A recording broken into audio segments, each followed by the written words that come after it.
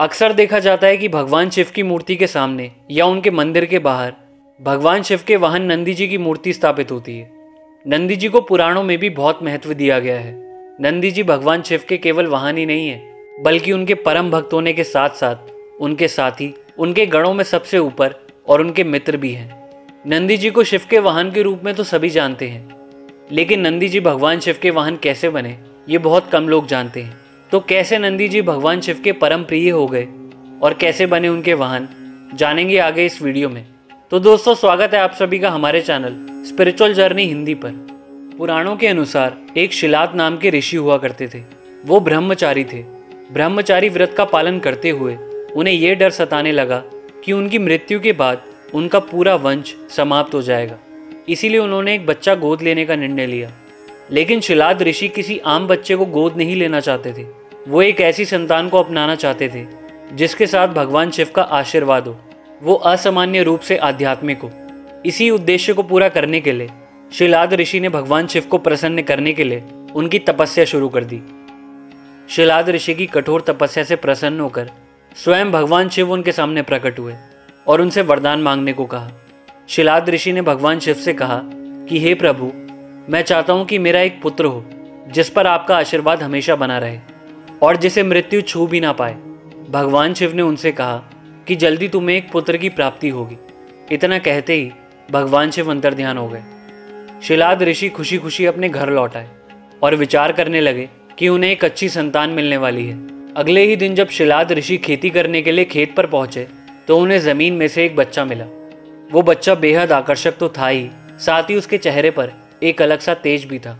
शिलाद ऋषि उस बच्चे को देखकर बहुत खुश हुए और वो उस बच्चे को लेकर अपने आश्रम लौट आए और उसे बेहद प्रेम और स्नेह के साथ पालने लगे।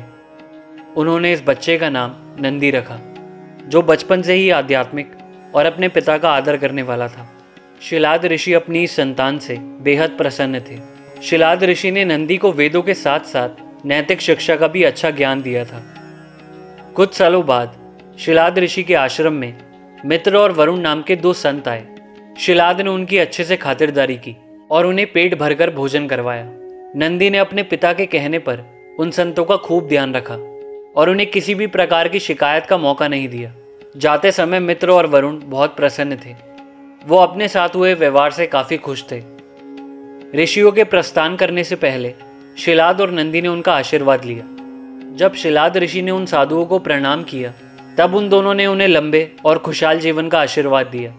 लेकिन जब नंदी ने साधुओं के चरण स्पर्श किए तो दोनों ही साधु परेशान हो गए। साधुओं के चेहरे की परेशानी शिलाद ऋषि ने भांप ली। इसीलिए जैसे ही वो आश्रम से बाहर निकले, शिलाद ने उन्हें रोककर उनकी परेशानी का कारण पूछा और कहा कि आपने नंदी को लंबी उम्र का आशीर्वाद क्यों नहीं दिया।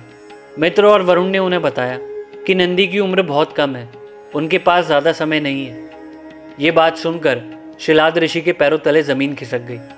जब शिलाद ऋषि अपने आश्रम पहुंचे तो नंदी जी उनका चेहरा देखकर समझ गए थे कि वो किसी न किसी बात से परेशान है। नंदी ने जब अपने पिता से उनकी चिंता का कारण पूछा तो उनके पिता ने उन्हें सब कुछ बता दिया। शिलाद को लगा था कि अपनी मौत की जानकारी सुनकर नंदी या तो रो पड़ेंगे या भयभीत हो जाएंगे, पर यह बात सुनकर नंदी जी हंसने लगे। उन्होंने अपने पिता से कहा कि आपने मुझे भगवान शिव की कृपा से पाया है, इसीलिए मेरी उम्र की रक्षा भी वही करेंगे। नंदी जी ने कहा कि जो लोग भगवान शिव की आराधना करते हैं उन्हें कोई तकलीफ छू भी नहीं सकती। इतना कहते ही अपने पिता का आशीर्वाद लेकर नंदी भुवन नदी के किनारे भगवान शिव की तपस्या करने चले गए।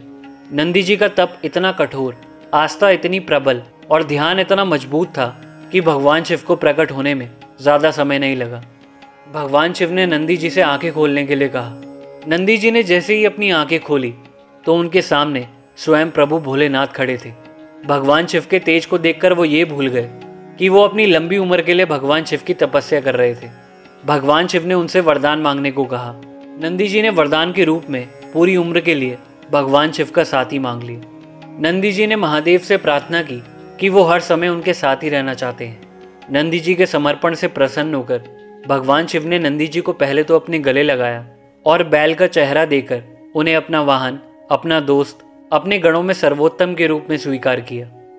ऐसा कर ना सिर्फ नंदी जी ने अपनी नियति को बदला, बल्कि स्वयं अपनी नियति को अपने हाथों से लिखा भी। तो ऐसे बने नंदी जी भगवान शिव के परम प्रिय और उनके वाहन। तो आज के लिए बस इतना ही। आई होप आप लोगों को वीडियो पसंद आई होगी। वीडियो पसंद आया तो वीडियो लाइक करना, ऐसे ही वीडियोस के लिए हमारे चैनल को सब्सक्राइब करना और बेल आइकन भी ज़रूर प्रेस करना। मैं मिलता हूँ आपसे नेक्स्ट वीडियो में। बाय, टेक केयर, हर हर महादेव।